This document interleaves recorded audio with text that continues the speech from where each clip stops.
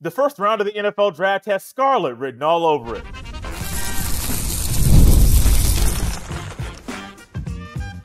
You are Locked On Buckeyes, your daily podcast on the Ohio State Buckeyes. Part of the Locked On Podcast Network, your team every day. Welcome in, Buckeye fans, to your Thursday edition of Locked On Buckeyes, which is your daily Ohio State podcast. Part of the Locked On Podcast Network, your team every day. I'm your host, Jay Stevens, veteran sports talk host, delivering passionate coverage about your Buckeyes. And today's episode is brought to you by FanDuel. Right now, new customers can get $250 in bonus bets when your first $5 bet wins. During today's show, we'll discuss if all 17 Buckeye draft prospects will be drafted over the next 3 days, as well as some Buckeyes that I believe are undervalued. But first, the NFL draft is here. We have waited. You and I collectively have waited an entire year from last year's draft until this year's draft, and the party is about to start. While the party is about to start for us, there are also 17 Buckeye players that have dreamed of this moment, that have waited their entire lives to hear their name called to officially be a member of the fraternity that is the National Football League. While there will be a lot of Buckeyes drafted between Thursday through Saturday, there will only be a small group of them that will be first-round picks. And I firmly believe there are 5 Buckeyes that are locks to be drafted in the first round. Josh Simmons, Emeka, Egbuka, TreVeyon Henderson, Donovan Jackson, and Tyleik Williams. All 5 of them were really good Buckeye players, and all 5 of them will be great in the National Football League. And it's kind of easy to say, yeah, Jay, you're an Ohio State guy. Wouldn't you think you would say 6 or 7 or 8? In my mind, I can't work like that. I am not that kind of analyst, and the everydayers realize I try to my best to be honest and real every day on this show. And while that is true, it would be really easy to fall into a trap to say, well, Jay, I currently have 2 guys I believe that are going to be second-round picks that are Ohio State players. It would be very easy for me to fall into the Scalding Gray trap because they were Scalding Gray this past year and say, oh, no, they're going to be first-round picks because of the school they came from. That's not how I work. I'm a person that's always trying to be honest and real every single day. Some of the guys that I believe are going to be first-round picks are because of positional need. Some of them, I believe they've raised their draft stock so much over the past 12 months that it's a no-brainer for a team or two to pick them in the first round. No, I'm not a guy who's going to put all these guys in there just to put them in there. No, it has to make sense. And to me, Josh Simmons, a no-brainer. First-round pick at left tackle. Yes, there was a little hesitation by me because of his injury that he suffered in the Oregon game to put him in the first round, because I know injuries during your final year before you're getting drafted, that is a realistic reason to put you outside of that first group of 32 to get drafted. But no, everything that we're hearing based off the medicals that he's been tested over the past few weeks and months, the medicals are checking out. There's no true injury issue right now. He is progressing and healing, and he's right on pace with his rehab right now post-injury, which is great, which if he was not right on pace with that, I would not put him in the first round. I'll put him in the second round. Yeah, he's a first-round talent, but that injury, honestly, the injury would scare me for a guy of that size. But Josh Simmons, a no-brainer. Emeka, Egbuka, I said it on Monday with Travis May of A to Z Sports was on the show discussing that Egbuka was never the number 1 receiver at Ohio State. But he walks away with the record for most receptions in a Buckeye career. That just goes to show, one, your health while you're there, your longevity, that you were always in the right spot. And it doesn't matter who the quarterback was that he was catching the ball from, he always got the job done. Yeah, talks about his route running, his speed, the smarts, the nuances he has when he's out on the field, his ability to always be open, man-to-man, cover 2, cover 3, cover 4, it doesn't matter. He was always open. That's Emeka, Egbuka. And I think all these guys are going to be drafted between 15 to 32 in the back half of the first round. I don't believe there's a guy at Ohio State right now that's a top 10 pick. Egbuka could be, but I still think right now there's still a little hesitation, which I don't fully understand, for him to not be a top 10 pick. But TreVeyon Henderson's one that I wasn't really all the way in on, even at the end of the season, where I saw him rush for 1,000 yards when he was paired with Quinshon Judkins in the backfield, and I was one that was even thinking that may not happen. But then when you get into the playoffs, so you see how they're working and how the O-line's meshing at the rate that they were, I thought, okay, TreVeyon Henderson's another one. Is he a threat in the passing game? Yes. Is he a threat in the open field? Yes. Is he a threat running between the tackles? Yes. Is he a threat in pass pro? Absolutely. Are there weaknesses in his game? Yes. There's not a perfect prospect. You look up and down this list of every Buckeye here. There's not a perfect prospect. Everybody has something they can work on. TreVeyon Henderson does too. But his skill set and him making himself into being a 3-down back, when I really had my own hesitation and worry about him being a 3-down back in the National Football League, he has done a good job of showing everybody he can be a 3-down back at the next level, at least what he's done in college. We have no idea. He has not played a game in the NFL, so this is all based off projection. And I projected to be a 3-down back and to be a guy that's in the NFL for a really long time. And Henderson's a guy that I think is going to be a lock for the first round. And he was one of the 2, maybe 3, that I was back and forth between first round and second round. And when I first did this list, I had 4 guys that were first rounders in my list. Henderson was originally a first-round pick. I went back and forth about that one just because he's a running back. Positional value, positional need is very big about guys being first-round picks. But after you get through the first few picks, there are guys like Henderson that could go to the Broncos. You're going to see mock drafts out there that will pair Henderson with the Broncos. There's a need there in Denver. Henderson can fill said need, and he can play at a high level from day one. Donovan Jackson. Now, guard is a position that is not valued like tackle. I don't think that's rocket science for anyone out there. But his ability to bump out to left tackle, and even after the Penn State game, which is his first time playing left tackle, so you don't expect him to be at his best, where he played his best ball at left tackle was post that game against Penn State. And even in the playoff, there was no issue at all and no worry about Donovan Jackson's ability to protect Will Howard's blind side. Now, originally it was, hey, put me in there in the muck and the mire of playing guard in there in the middle of the trenches, and I'm going to be a guy that's going to be able to move a little bit and be able to use my power and my base to move and make holes for the running back and to keep the quarterback upright. He played so well at tackle that in a pinch, you're getting a guy that's more versatile than he was before Simmons' injury. And I never want a guy to get injured. Never, ever in my life would I wish even my worst enemy to get injured. No, absolutely not. But with that injury came Jackson's opportunity to show everybody and their mama that he's not just a really good guard.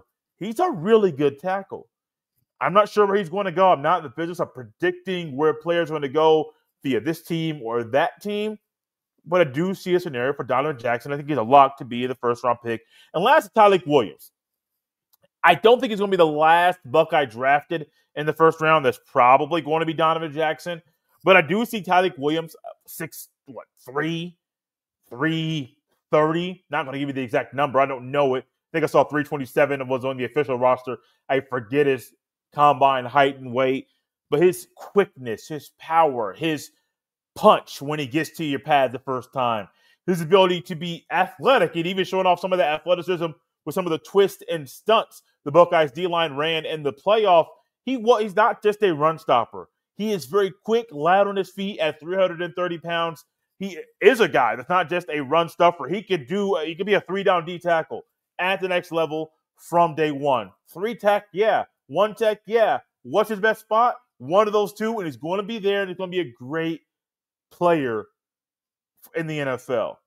I got 5 Buckeyes that I believe are locks to be first-round picks in the NFL draft. What say you? Do you think my list is correct, or is your opinion different than mine? Let me know your thoughts on this very topic, because your opinion matters just like mine does.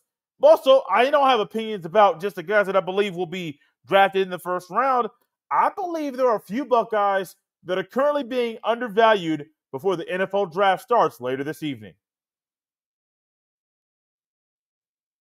This episode is brought to you by FanDuel. The NBA playoffs are here, and FanDuel is giving new customers an incredible way to get in on the action right now. When you join FanDuel and place your first $5 bet, you'll get $250 in bonus bets if your bet wins. I love how FanDuel makes betting so easy, whether it's picking my favorite team or diving into player props. From three-pointers to steals to assists, FanDuel has so many ways to bet your favorite player props. Plus, after the game tips off, you can even combine live prop bets into a same-game parlay for a chance to win big. Don't miss out. Make sure you head to FanDuel.com and claim your $250 in bonus bets today. Once again, make sure you don't miss out and head to FanDuel.com and claim your $250 in bonus bets today. This episode is also brought to you by Egbuka. Every team knows the value of hard work, of taking pride in what you build and practicing every detail to get the best results. But no one player, no matter how amazing, can do it all alone. Working together makes getting the win easier. At Egbuka, the All-Stars are the hard-working manufacturers and distributors who create and deliver the things we all need. From aerospace to electrical to medical devices, Egbuka ERP solutions are created by industry experts to help make every day easier. Seeing your whole supply chain is easier. Managing logistics is easier. Responding to price changes is easier. From small businesses with big dreams to growing enterprises with global vision, we'll equip you with the right tools to move forward, think ahead, and lead the way. Because as the clock ticks down, you need to make the most of every hard-working minute. Easier doesn't cut corners. Easier takes the lead. Discover your success at www.easierwithegbuka.com. That's www.easierwithegbuka.com. Thank you all for tapping and Locked on Buckeyes and making this show your first listen of the day. While I am leaning, and I firmly believe there are 5 locks for Ohio State players to be drafted in the first round, I also strongly believe that there are certain Buckeyes that are undervalued. And undervalued in a way that it's kind of blowing my mind that some of the mock drafts have them going where they are. The only 2 of the 3 that are on my mind right now are on the defensive side of the ball. Jordan Hancock and Lathan Ransom. Now, right now, in my guess, I think Lathan Ransom should be a second-round pick, and I think Hancock, while he's a fourth-round pick now, I think he is undervalued in a way that I don't fully think everyone fully understands the impact that he has on the field and how that will translate to the next level. I think his value should be higher. He's a projected fourth-round pick. Lathan Ransom, projected third-round pick. I think both those guys are going to be solid pros. And while both of them played multiple positions, we have seen other Buckeyes previously. And I'm not trying to knock the guy I'm about to mention right now, but Shaun Wade in his final year at Ohio State bumped out to outside corner, was in the 2020 season. In the 2019 season, he was the nickel corner with Jeff Okudah and I believe it was Damon Arnett on the other side. And what do we find? Those 3 guys, the 2 on the outside and Okudah and Arnett, and then Shaun Wade in the middle at nickel corner, they were great. Absolutely great. And they were perfect for those positions. Shaun Wade went out to outside corner, and what we found was it wasn't the right move for his career at all. I understand going to outside corner and wanting to raise your draft stock, and I get that because I think Hancock, if he played outside corner, he would be a lock to be a second-round pick, and I only think he could be a second-round pick if he was a guy that played outside corner consistently, but he didn't. But Shaun Wade is not so much the rule or the standard. He's just a guy that made a decision. The Buckeyes followed through with a position change. I don't think it was the best thing for him. For Hancock, it was great for him. It was great for the team. And it worked out very, very well. Also, this may be a little biased in me. I'm not sure. I think Hancock, at the end of the day, if he played corner on the outside, as long as IGB did, I think Hancock would have been the better outside corner just for the team that wasn't the best fit for the team overall. And moving forward to the NFL, I think him being a nickel corner / free safety, that's why he's viewed as a fourth-round pick right now. If he was a nickel corner, a deep safety, or an outside corner, if that's what he played at Ohio State, you're finding a guy's a third-round pick. But the position that he played the most and the most efficiently was nickel corner. and a positional need and what he played at Ohio State is why he's going to fall where he is. Also why he's undervalued. You can't knock a guy for not putting much film at a spot. We're closely knit with Ohio State.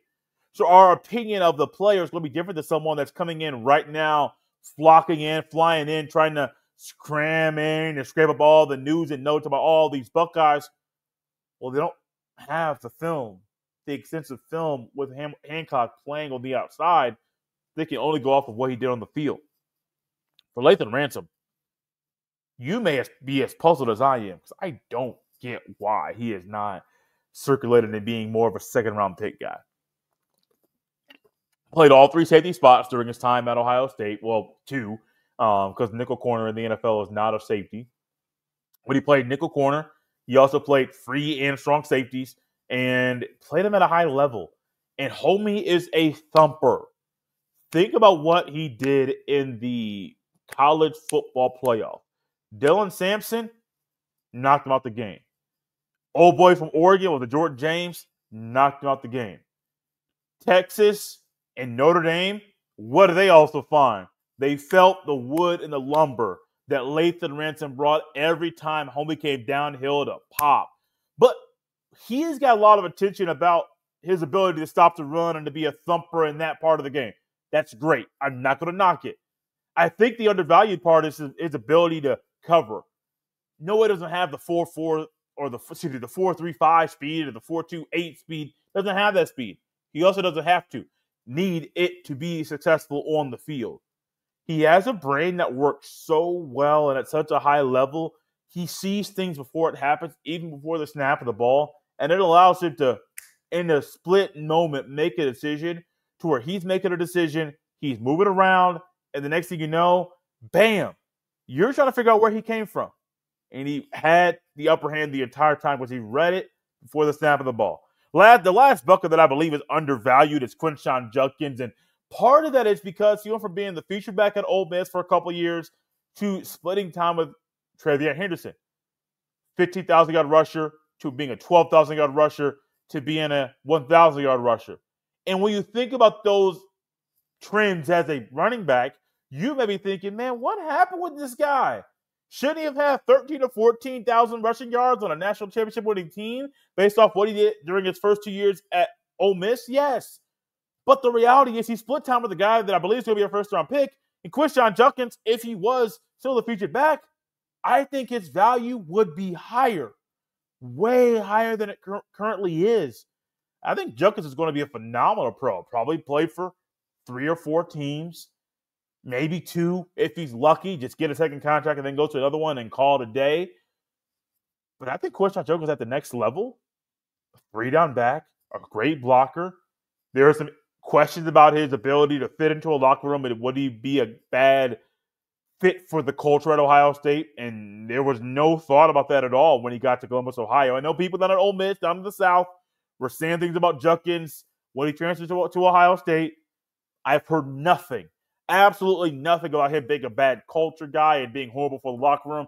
Absolutely not. I got 3 undervalued Buckeyes: Quinshon Judkins, Lathan Ransom, and Jordan Hancock.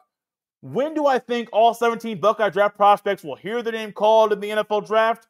I'll answer that question next. This episode is brought to you by Amazon Fire TV. Did you know your Fire TV is also an Xbox? Turn any TV into your gaming and entertainment hub with Fire TV Stick 4K devices. No console required. Just grab your pair controller, subscribe or sign in to Xbox Game Pass Ultimate with EA Play included, and you're ready to play. Dive into hundreds of premium titles from EA Sports College Football 25 to Call of Duty, Black Ops 6, and Avowed as easily as you stream your favorite shows. It's gaming made simple, and it's all on your Fire TV. With Wi-Fi 6/6E and auto low latency mode advanced technology, Fire TV Stick 4K delivers smoother, more responsive gameplay with lightning fast speed you need to stay competitive. With 4K streaming, watch more than 1.5 million movies and TV episodes from your favorite subscribed services like Netflix, Prime Video, Disney Plus, Max, and more. Head to Amazon.com/FireTV Locked On to get started. Xbox Game Pass Ultimate subscription and compatible controller required. Available on select devices, including Fire TV Stick 4K 2nd Gen, Fire TV Stick 4K Max 1st and 2nd Gen, and Fire TV Cube 3rd Gen. Thank y'all for tapping on Locked On Buckeyes and making this show your first listen of the day. The draft is always a special time. For people like myself that cover a team and people like you that are fans of Ohio State, it's a lot of fun to hear these players' names called on day 1, day 2, and day 3 of the draft because the dreams are coming true. These guys have worked hard, putting in all the hours, lifting all the weights, watching all the film to prepare for this moment. And I believe that there will be at least 15 Buckeyes drafted over the next 3 days. There are 5 that are locks for the first round. Josh Simmons, Emeka, Egbuka, TreVeyon Henderson, Donovan Jackson, and Tyleik Williams. That leaves 12 more names that can be called between Friday and Saturday of this week. Well, I'm going to wait any longer. I'm not really the biggest prediction guy when it comes to the draft, but we're doing something different because the Buckeyes have a lot of guys that can't get drafted. Rounds 2 through 7, we're going to predict and go over where I believe the other Buckeyes will hear their names called. In the second round, I believe there's only going to be 2 Buckeyes drafted, Jalen Tuimoloau and Quinshon Judkins. Part of me believes Lathan Ransom should be a second-round pick. I wholeheartedly think he's a second-round talent. I don't understand why I'm about to say where I think he's going to get drafted because it's not my gut talking. It's where I think NFL teams are going to let him land. But I think second round, Jalen Tuimoloau and Quinshon Judkins. In the third round, Will Howard, Lathan Ransom, and Jack Sawyer. Many of you will remember right after the national championship, we had Ryan Roberts of NBC Sports on the show, and I mentioned that I thought Jack Sawyer, I think it was on the show, maybe it was post-show, but I made a comment to Ryan that I think Jack Sawyer was going to get drafted after Tuimoloau. After watching more film and looking at more mock drafts and really getting my thoughts more where they were before Jack Sawyer's CFP run, I got Tuimoloau being the higher pick. It's not to say Sawyer won't have a long NFL career. I think he is limited. He's kind of stiff. Yeah, he's powerful. He's a great run-stuffing defensive end. He's gotten better at setting the edge. Doesn't have the extensive big old bag of tricks in the pass rush game, but he's really good at what he does. Lathan Ransom, I believe, is more versatile than a lot of NFL teams currently view him. Will Howard, I don't think he's a first or second round pick. Third round pick, yeah, he had a great run, raised his draft stock to a high level, and I think third round's not a stretch. Before the draft process started, I thought he would have been a fourth round pick, but I got him at a third round pick. Fourth round, Denzel Burke, Jordan Hancock, Cody Simon. Fifth round, Ty Hamilton, Seth McLaughlin, which leaves only 2. And I have not wavered from this since even before the season started. I believe there'll be 2 undrafted free agents that will be signed by the local teams from the areas where they came from, where they played the high school ball. G. Scott Jr. and Josh Fryer. 2 really talented guys. Buckeyes, we will be talking about for a long time. Fryer went through a lot of mess, getting threats and hate mail and a lot of stuff that no human being should deal with. He had to deal with it. At the end of the day, what does he walk away? He walks away not only as a Buckeye, he walks away as a champion. That is something that there are a lot of guys that wear the scarlet and gray that aren't able to walk away as a champion like Josh Fryer does. I'll go through it quickly because I kind of gave my own commentary there with that. First round, Simmons, Egbuka, Henderson, Jackson, Williams. Second round, Tuimoloau, Judkins. Third round, Howard, Ransom, and Sawyer. Fourth round, Burke, Hancock, and Simon. Fifth round, Hamilton and McLaughlin. I don't believe it's going to be a 6th or 7th round pick for the Buckeyes. The 2 UDFAs, G. Scott Jr. and Josh Fryer. And this is not what I would do. This is where I think they will fall based off NFL teams. And one of the best things that this time of year does for us, gives us a little, not so much a break from the portal and post-spring ball conversations, but it allows us to predict stuff and to compare my thoughts and opinions versus yours. You can tangibly write down, this is what Jay thinks, here's what I think, who gets it right. We can go back and forth with that. And this is what makes sports fun. One of the best things about the draft cycle, at least from Ryan Roberts, who talks about this quite a bit, you can't put out your draft grade and say, this is your grade based off the draft. No. Your grade for a draft, if you're a true draft analyst, that's dictated once a player gets into the National Football League. Because not only are you projecting where they're going to land, you're projecting the kind of players they're going to be in the NFL. Now, I am not the kind of player, not the kind of analyst. I'm just predicting where they're going to go in the draft. I don't know.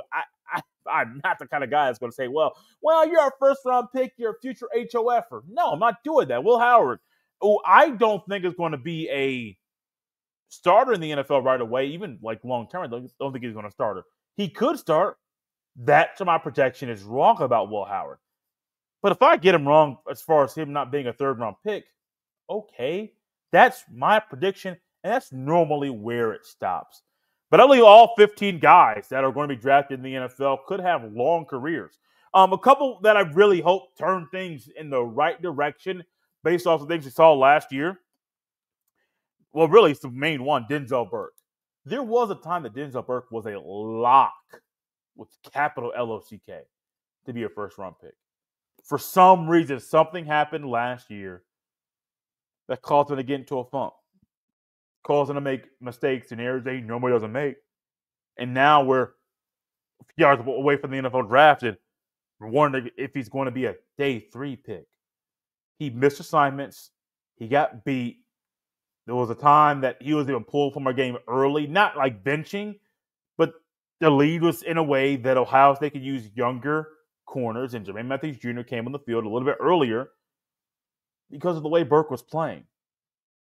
Burke is not doing, at the end of the day, yeah, he's a champion. He wasn't playing his best ball. But my hope for Denzel Burke is he taps into something he had when he first got on campus. He used his inexperience to his advantage. Now, the hard part about the NFL is these are grown men that know the tricks of the trade. While he's going to try to tap into his experience, they have the experience to overcome the things he does not know. That's just my hope. I hope Burke makes everyone look a little silly where they're saying, oh, you're a 4th-round pick.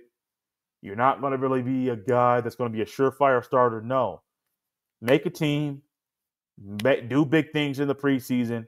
And show everybody and their mama you have the goods to be a starting corner and to right the wrongs from this past year. Thank y'all for tapping and Locked On Buckeyes, making this show your first listen of the day. For your second listen, check out the Locked On NFL Draft because it's draft day. And there's no better way to get up to date and prepared for the NFL Draft in the next 3 days than with the guys at the Locked On NFL Draft. You can follow that show and find Locked On Buckeyes on the YouTube or wherever you listen to your fine podcasts. You can follow me on any social media platform at jstevens07. Send every email to jstevens317@gmail.com. This has been Locked On Buckeyes right here on a Thursday. We'll see you next time.